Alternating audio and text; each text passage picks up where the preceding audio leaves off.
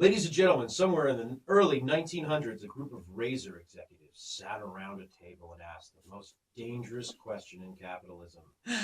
What if we convinced half the planet their legs were a problem? They are. Yeah, just like that, an entire industry was born. Ooh. The story of shaving goes back much further to fake royal beards, medieval barbers performing surgery, and a very convenient moment in history where Big Razor convinced the world that hair was a problem. Oh my goodness. Yes. I can't figure out how to use a razor myself. You know, I have so many scars on my legs. I got scabs. Like, I can't shave. All right. No matter how gentle I Maybe try. we'll have an excerpt at the end of the episode where we show these scars to the No. public. No. All right. Maybe send a bunch of comments our way. See if you want to get to see these scabs. See scars, scabs. Yeah, my legs are all chopped up.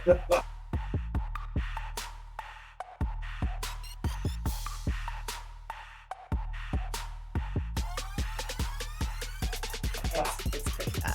So, Tawny, Yes. you're not shaving because of hygiene. No.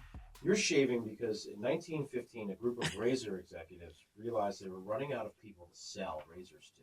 Well, yeah, that sounds like, what was it, when we did the smoking thing, where they didn't want the ladies to smoke and figured out, hey, we got a whole, half the population we could make money off It of. could have even been the same marketing company that. Probably. Yeah. They're There's a couple genius. of geniuses in marketing.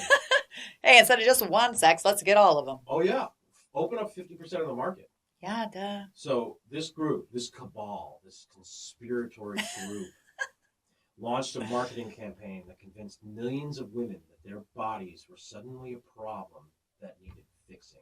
Yeah, well, damn wildebeest. Did you ever think that that shaving was actually a marketing invention for women? I didn't think about it. I just, you knew you were going to shave one day as soon as you start getting those hairs, and not the face, but the armpits and the zones. And that's exactly what they wanted you to think. Well, I don't like body hair, so it worked.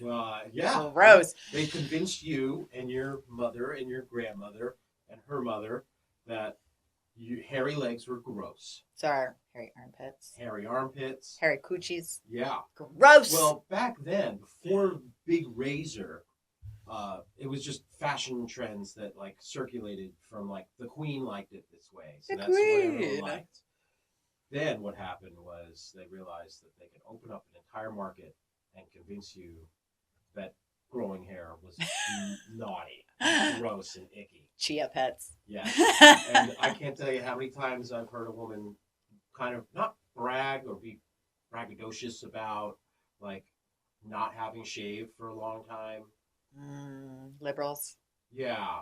Well, there's that. And they like to color their armpit hair too.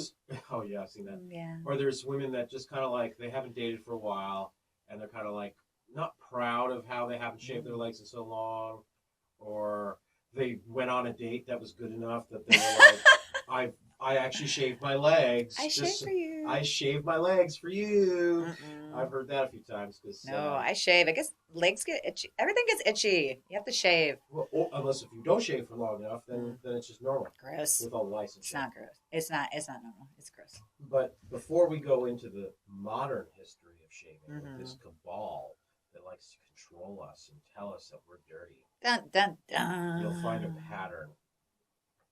We're going to go back to ancient Egypt. Oh, I love that time. Ancient priests said it was unclean to have hair. To have hair. I like them. See, there's a reason I like ancient Egypt. They're right.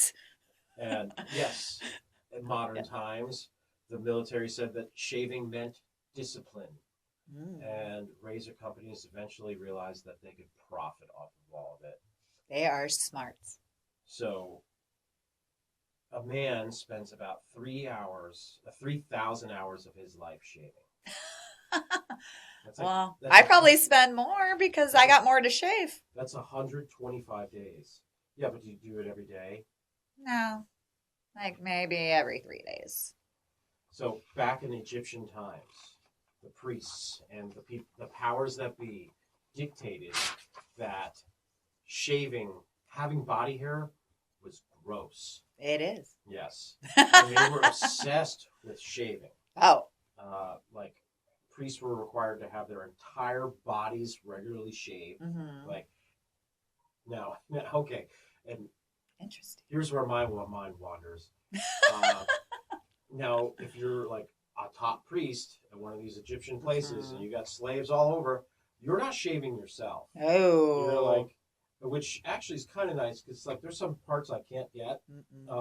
Can't see, can't reach. Can't reach.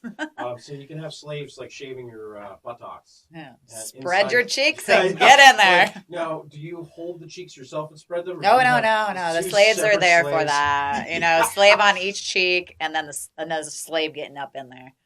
So, okay. And probably a slave helping that slave. Yeah. And do you pick slaves of the opposite gender, or? I don't think they cared. I don't know. I can see enjoying, like, you know, if I'm top dog, you know, having. Yeah. They didn't notice slaves. They were just, you know, workers. They were like, they didn't care. Yeah. God, it must have sucked. They were not human to them. So. Yeah. It must have sucked to be like a really beautiful slave that like, now you're getting attention. Yeah. They're like, yeah, but it's probably not the attention you want because that's when, you know, they're having sex with you or making you do sexual things. Yes. It's not good attention. But I think it doesn't even matter about looks. You are basically a slave, so every hole is a hole that they can utilize, unfortunately. It sounds like a musical song. Every hole is a hole. Yes. So hair, considered unclean, because it attracted lice and parasites. Yeah. That was big back then, yeah. Now, the most powerful people in Egypt had fake beards. Yeah, and fake wigs. Fake wigs, fake beards, drawn on eyebrows, all of that. Yeah. So it was kind of like you were forced into shaving all of your own body hair. I like that. You're ashamed. Yeah. And then the powers that be, the powerful people, are like, well, let's distinguish ourselves and have fake beards. Now, as a kid, they tell us that, they wore fake beards because, you know, it would come off in battle. Now, the pharaoh is not. Snap. Yeah. The pharaoh is not in the front line of, and, you know, honestly, the fake beard, like, I bet it would look cool nowadays. Yeah. You know, I mean, they have like gold, and you know, I wonder how they glued it on. They probably had a strap, I think, that they tied back there. Maybe, but who knows? I haven't done exactly all the research on how that works. Why do you think rulers would wear facial hair while everyone else is told to remove it?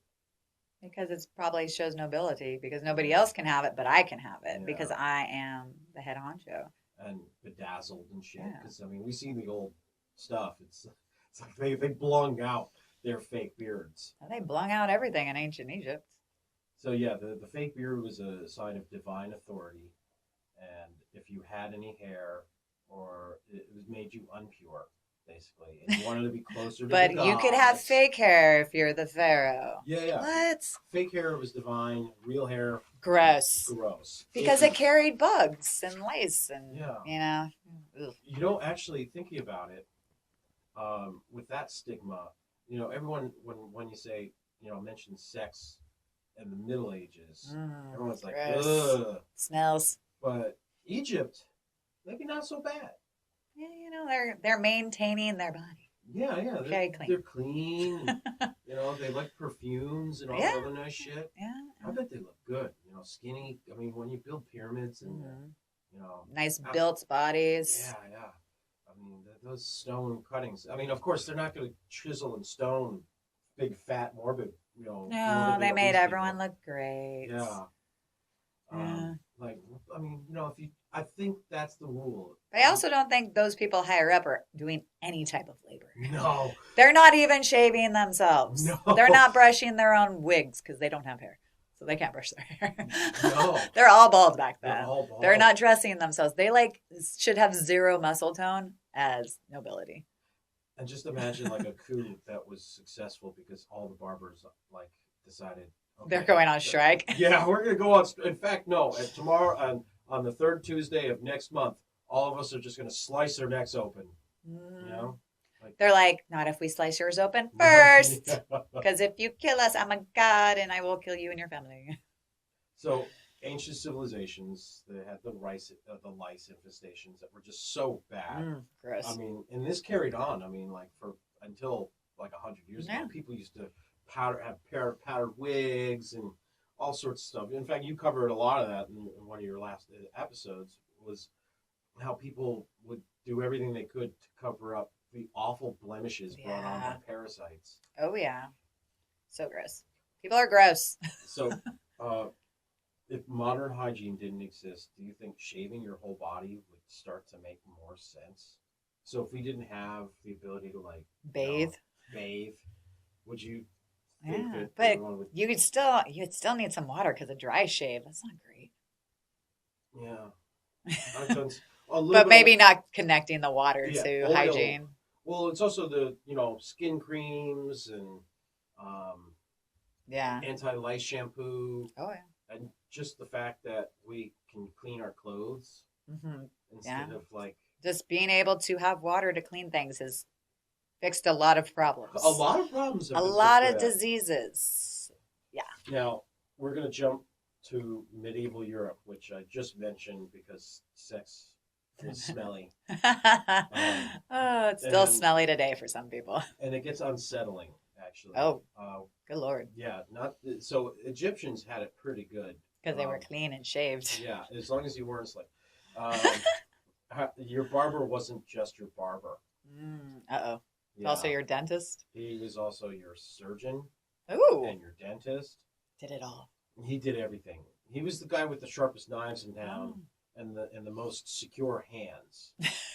Surprised he had even any time off. Yeah, he wasn't shaking like this. Actually, back in the day, that like after a battle, the barbers were the ones that would like help triage people and stuff. It was pretty gross. Yeah, not for me. Now, if everyone in your neighborhood said that Jimmy the barber was the best surgeon, would you let him cut out your appendix or anything? Would I have a choice? No. Die or let the barber do surgery on you. Yeah. I think I'm going with the barber. Make sure you trim my hair, get all my split ends off while you get my appendix out.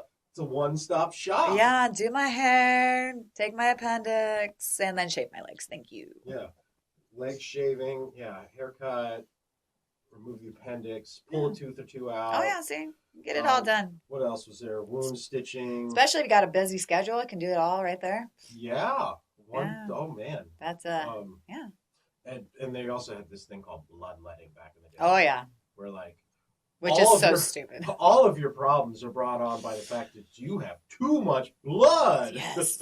Well, it's disease, too much blood. We must let some of it out. Yeah. So, when you read some old, and yes, I believe that like St. John wort has like some medical benefits, and echinacea, and name a couple herbal remedies, tea. These things are proven. But they were really just shooting in the dark sometimes. They're just like, throw everything on it, see what sticks. Leeches.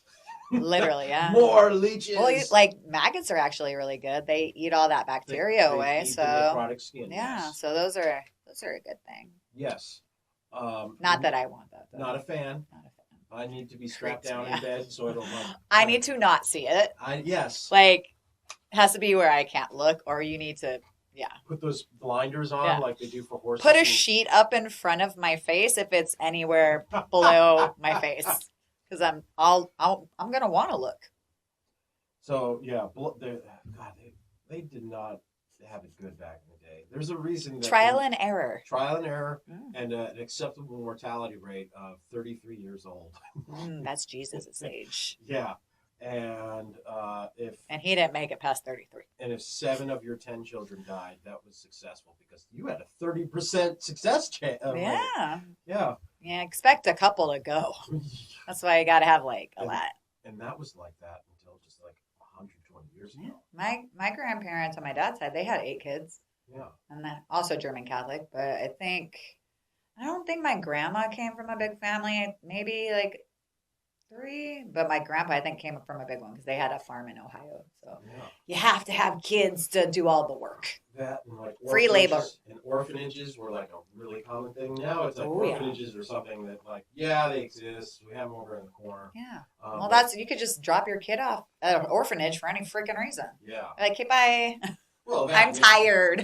Well, half the time it's because you were dying of typhoid. And, Yeah. like, you drop them off before you die. Yeah. Or you just don't like them. Trying to settle them into the good orphanage. No such thing back then. No such thing. They were all abused in all of them. So, did you know No. the dark history of the barber pole? You know, the big white pole with the red stripe? No. I feel like that's blood or something. Well, wow. When the barber did surgery on you Uh-oh. to remove your gallstone or just excess blood from your body, letting, he would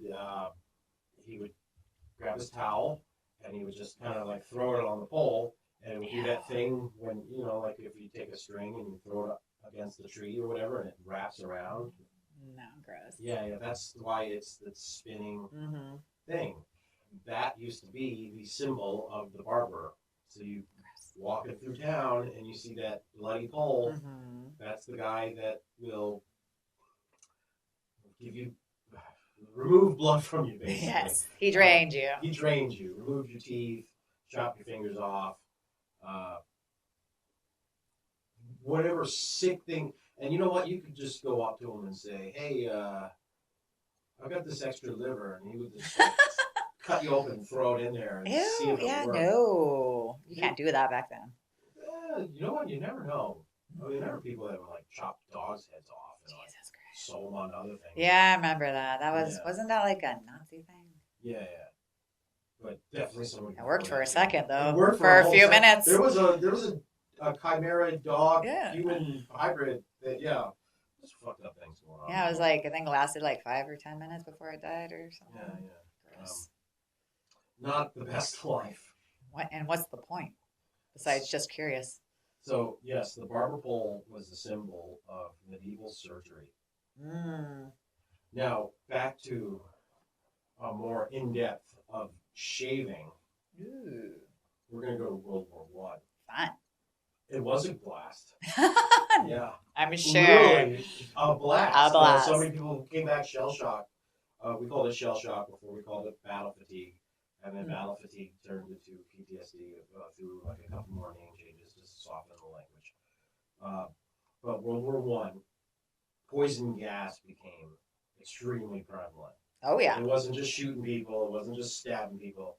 Now, in the middle of the night, you'd like put some chlorine gas or mustard gas, and then it would sink into the trenches, and people would fucking die. Seems easier. It is, and you can kill a lot of people. Work smarter, not harder. Yes. Efficiency. In fact, the Germans are very good. Very good at it. Yeah. Save bullets. So, yeah. Bullets get really expensive during wartime. So, gas masks became a necessity. They weren't a necessity prior. Now, during World War I, they were needed. Well, a gas mask isn't going to seal around my beard. Gotta shave. Or remove most of it and keep just this little part right here. Like a certain Austrian painter. Charlie Chaplin type guy. So beards break the seal of the gas mask. And what do you think the military told the soldiers to do? Shave.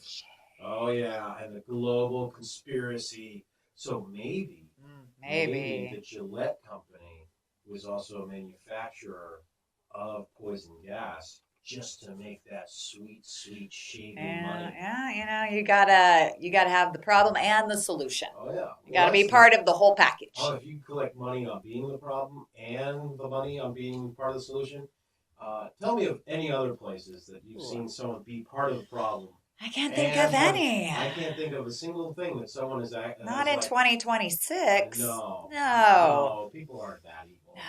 No, they care about you. Yes. And me. Especially if they're trying to get money out of it. I'm poor. Leave me alone. So, yeah. You got a beard. Got a gas mask. you're likely to die because the gas leaked in. Mm. And when the soldiers returned home, covered in a past episode, they were one, addicted to smoking because cigarettes were now in vogue, and two, they had the clean-shaved look, which they associated baby faces. with baby-faced So nice. the doughboys. Yeah. So men came back home with clean-shaven, meaning discipline and modernity, being modern. You're like, blah, blah, blah. Yeah, and professionalism. So a professional soldier is professionally shaved and he's disciplined and he's a modern man. It's a good look. So at some point, they became social expectations. Mm.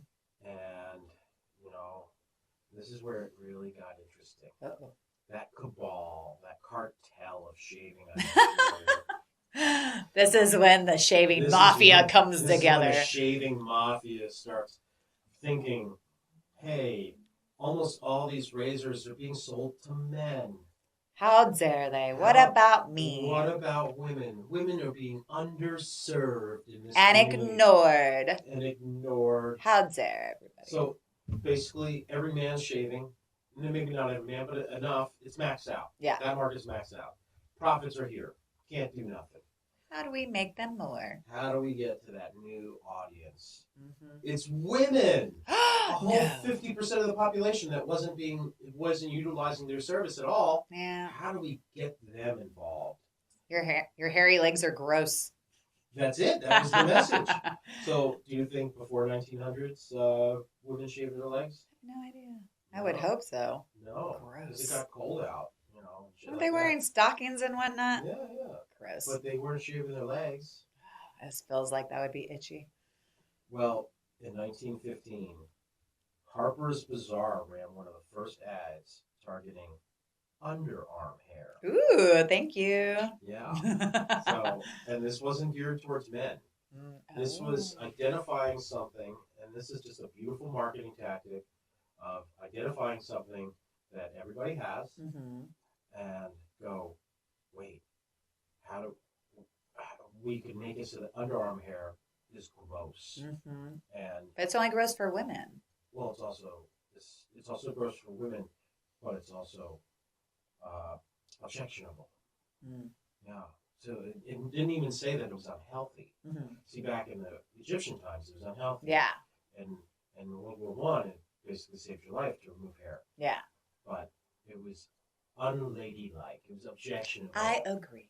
Yes, it was gross. unladylike for a woman to have underarm hair. And what happens when society decides something is embarrassing? They shame you. They shame you. And who is susceptible to shame? Everybody. Everybody. That was my attempt at trying to get her to say something mean about women. Oh, I could do that too. Yeah. So, yes. Damn you, women, shave, you're gross. Yes, women respond positively to being shamed. And I wouldn't even say positively, it's more just they react to it. And so we don't like being told what to do. They don't like being told what to do. But if they somehow the coercion is subtle, like it's objectionable, it's not ladylike for you to have underarm hair, then eventually, and then once 15% of women do it, and then they start talking about how great it is. You got to get the elite people to do that. The little ones look up to. The peasants look up to. Yeah. The Kardashians of their time. Yeah, whoever was the Kardashian equivalent is shaving their underarms and not making sex tapes. Right? I don't think they had tapes back then. No, they had silver plates. I don't even think they had cameras. God, just imagine making porn back in the day where oh my God. It's just like a camera image that took like 5 You have to minutes. sit in that position for 30 minutes, bent over. Yeah, I'm cramping. Don't move. So, the global razor industry is now worth $18 billion. Oh, Jesus. And it's not just from bringing women on board. Oh. So here, I actually have an early marketing prototype of the double-edged razor, where basically you twist off the bottom, and this is a 1910 marketing tool where you take the thing out, Oh, okay. you replace the blade. This is the double-edged razor. This is a mock-up. I couldn't touch it like this. Yeah. So you put it in there, and the razor lasts forever. The handle you buy one time, and then you replace the razors for 5 cents. Oh, wow. In fact, today the razor is still the equivalent of about 5 to 15 cents to replace, and it lasts months. There's no money in that. No. For $20, $30, I could have almost a remaining lifetime of fresh razor blades that even if I replace them every week. So what they did was they introduced the two-blade disposable razor. Yes, that's the one that chops me up. Yes. Actually, I use a 3 or 4 blade, but yeah. Yeah. Well, no, it started with disposable, and then the 2-blade, then the 3, 4, 5. Yeah. So then the Gillette, whatever, and the marketing with those was brilliant. The guy transforms into a F-15 jet, and it's. Then they have the lady razors. Then they have the lady razors where all the women are like Venus or something. That's my Venus. Great commercial. Wow, someone's remembering the songs. Yeah. That's wild. These people know the power of proper marketing. Yes.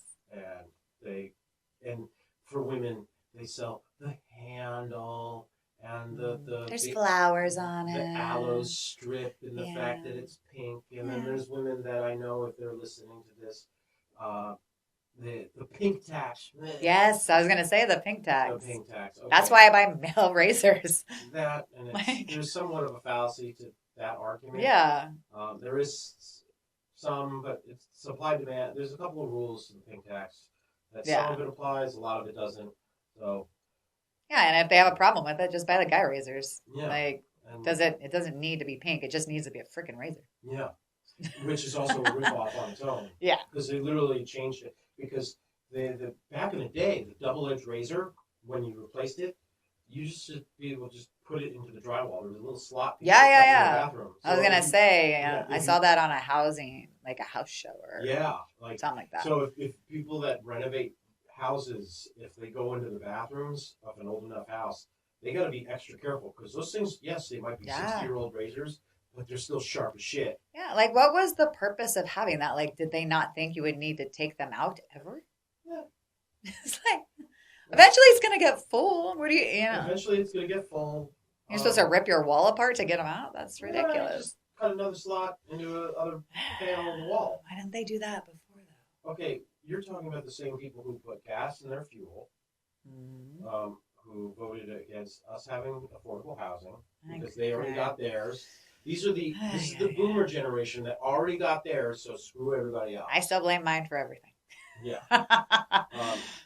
So shaving went from a symbol of authority, where the powerful, the people in power, they had,